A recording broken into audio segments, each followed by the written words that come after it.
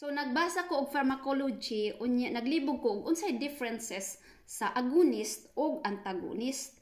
So nagbasa ko hangtod kadugay nakasabot nako unya ang akong pagsabot mao ni siya.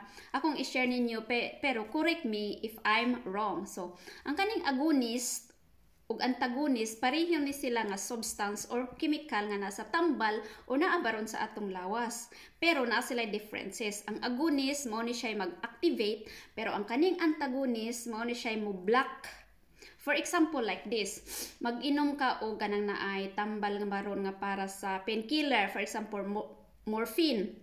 So ang substance or ang chemical nga naa sa morphine inig-inom nimo ana niya, so mao ni siya ang ato ang agonist. Nya na say receptor dire.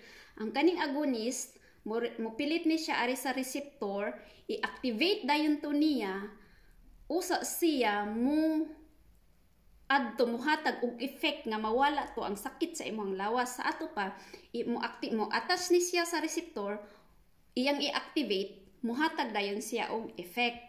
Unya ang antagonist pod kanang lahi pod ni siya, mura siya kanang Mozart's effect ba unsa bay tawag ana sa English, pero og nabisaya pa kanang kuan bitaw kanang baliktad pud ihang effect. So pananglitan mag-inom pud ka og kanang naay blood pressures medicine kanang mga tambal sa mga taas mga high blood. Ang kani pud siyang antagonist, so mao ni ang atong antagonist tambal nga giinom nimo para sa high blood nya mo pud yang atong receptor. So kaning antagonist mo pilit pud ni siya ani sa receptor, parehas sila mo pilit sa receptor pero i-block to niya ang receptor. Kay ang agonist iyang i-activate pero kaning antagonist iyahan ning i-block. So mag-inom ka og tambal, inom kag tambal nga para sa high blood, mo attach siya sa receptor, iya dayon tong i-block ang receptor.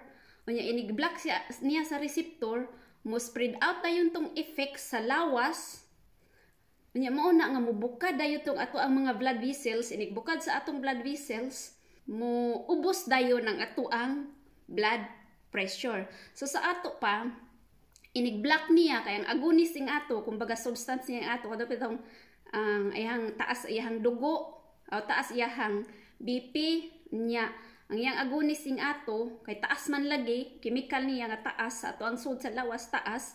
So ang katuang tambal nga para sa blood pressure ihatong i-block ang agonist, mo attach siya sa kanang receptor, i-block to niya ang agonist, mo spread out dayon siya atong lawas, mo bukad tong atong blood vessels, mo ubos dayon ang ato ang blood pressure. So mao na difference sa agonist ug antagonist.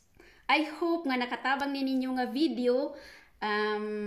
Correct me if I'm wrong. Ang uban akong words guys is Swedish. Kay Swedish mga akong gibasa mo na nga kato akong giingon kanina nga Mozart's kuan to Swedish to mura siya kanang against ba. Thank you for watching.